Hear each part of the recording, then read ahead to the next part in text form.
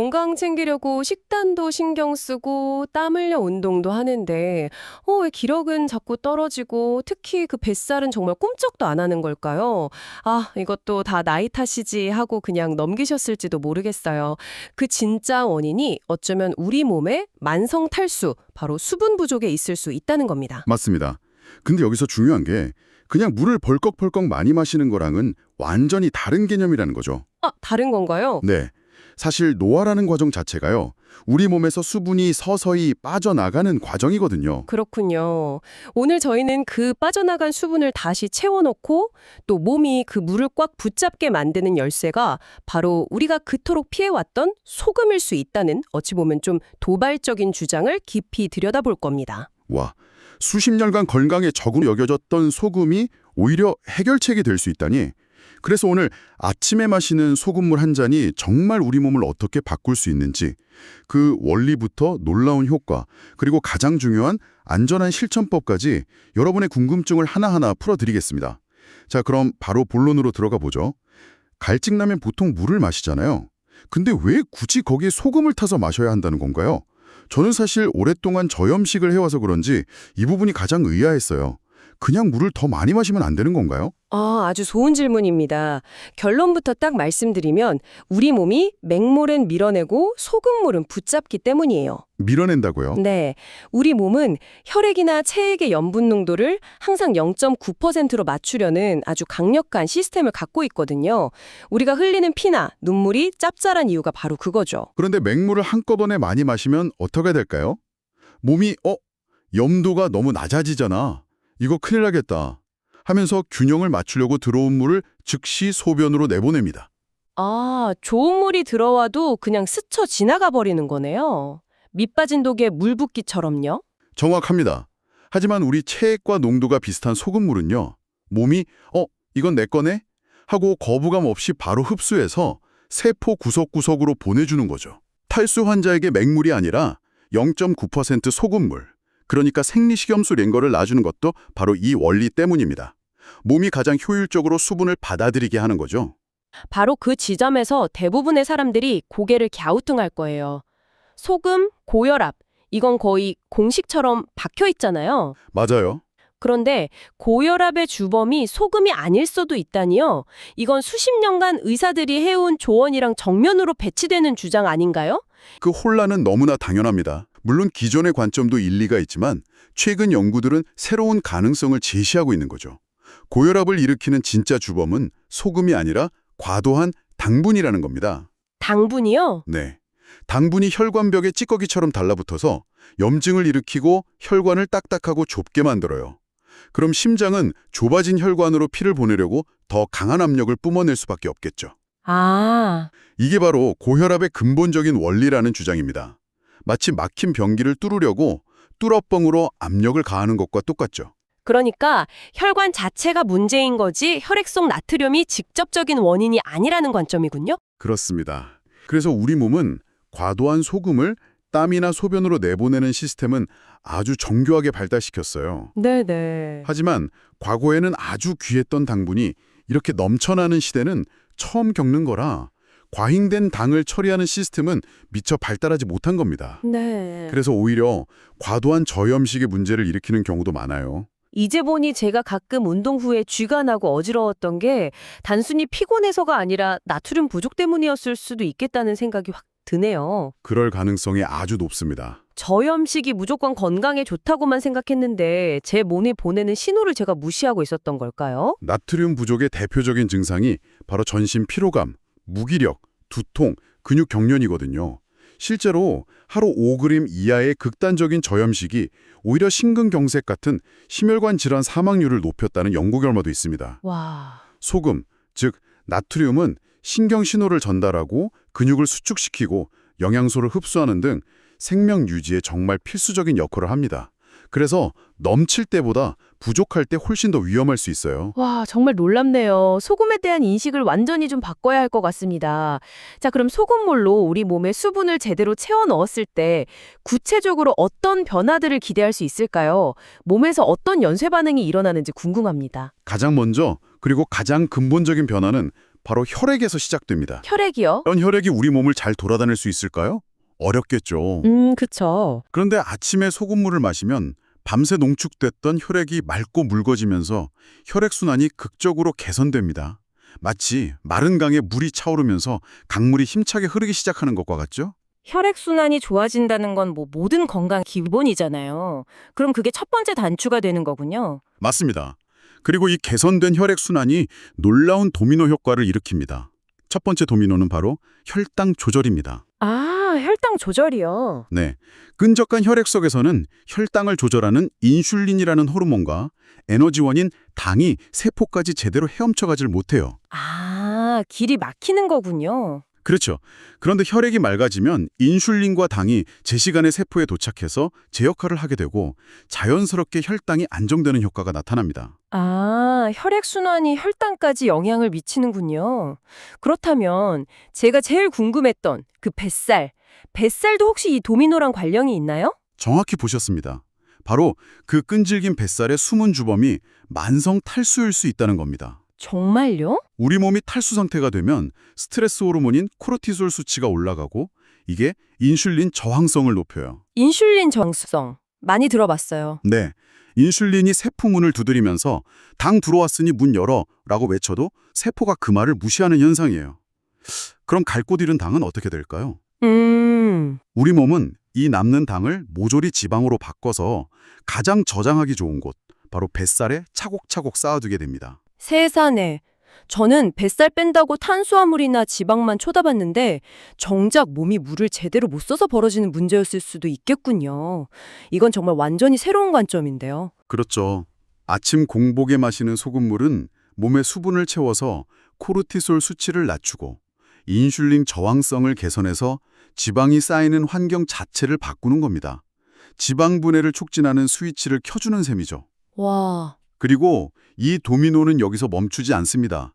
혈액순환이 원활해지면 우리 몸의 대청소가 시작돼요.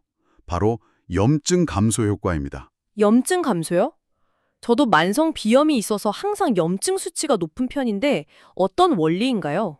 밤새 끈적해진 혈액이 잘 돌지 못하면 몸 곳곳에 노폐물이랑 염증 유발 물질들이 그대로 쌓이게 되거든요. 네. 하지만 맑아진 혈액이 온몸을 힘차게 돌기 시작하면 마치 고압 물청소기계처럼 몸 구석구석에 쌓여있던 염증 물질들을 싹 씻어내서 신장과 간으로 보내 배출시킵니다. 와, 몸속에서 일어나는 일이 마치 하나의 거대한 시스템처럼 다 연결되어 있네요. 그럼 이런 내부적인 변화가 겉으로도 드러나나요? 예를 들면 피부라든지 아니면 소화 문제 같은 것들이요? 물론입니다. 그게 마지막 도미노죠. 아무리 비싼 화장품 발라도 몸속이 건조하면 소용없잖아요. 맞아요.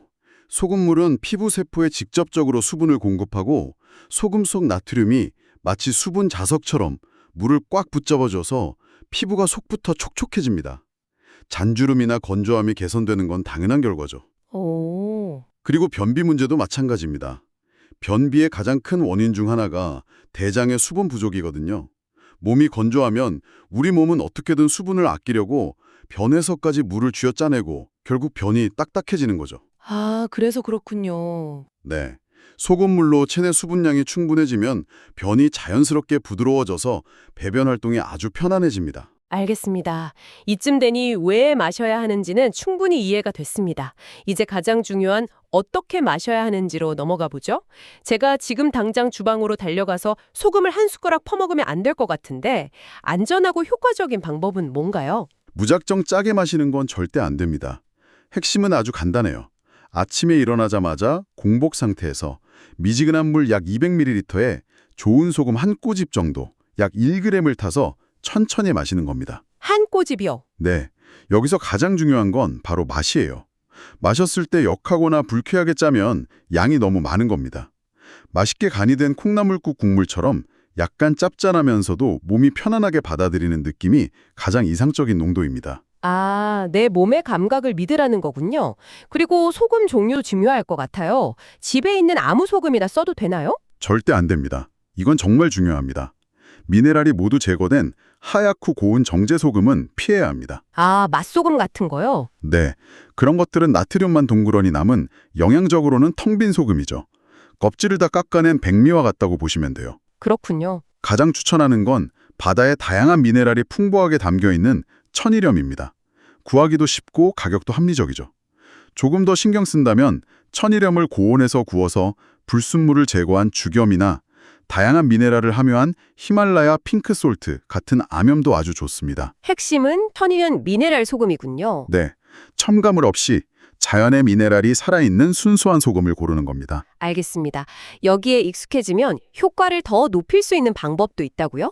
일종의 업그레이드 버전 같은 건가요? 네, 소금물에 충분히 익숙해졌다면 3가지를 추가해 볼 수 있습니다. 첫째, 레몬즙을 몇 방울 넣으면 소화를 돕고 비타민C를 보충할 수 있고요.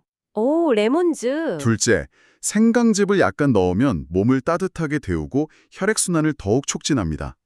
셋째, 사과 식초 1티스푼은 혈당 조절과 장내 유익균 증식에 도움을 줄 수 있습니다. 와, 좋네요. 다만 각각 위산과다나 특정 약물 복용 시 주의해야 할 점이 있으니 본인 상태를 잘 살피고 한 번에 하나씩만 추가해서 시도해 보시는 게 좋습니다. 좋습니다.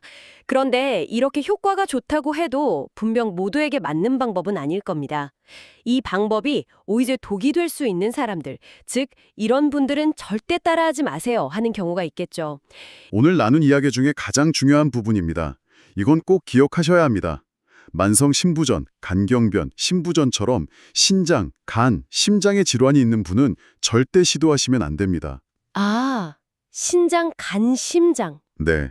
이 장기들은 우리 몸의 나트륨과 수분량을 조절하는 핵심 기관인데 이미 기능에 문제가 있는 상태에서 추가로 소금을 섭취하면 몸에 엄청난 무리가 갈 수 있습니다. 또 혈압약 중에 이뇨제를 드시는 분이나 임산부의 경우에도 피하는 것이 안전합니다. 그렇다면 가장 많은 분들이 걱정하실 고혈압의 경우는 어떤가요? 아까 당분이 주범일 수 있다고는 했지만 그래도 소금 섭취가 조심스러운 건 사실이잖아요. 맞습니다. 고혈압이 있다면 기본적으로는 추천하지 않습니다.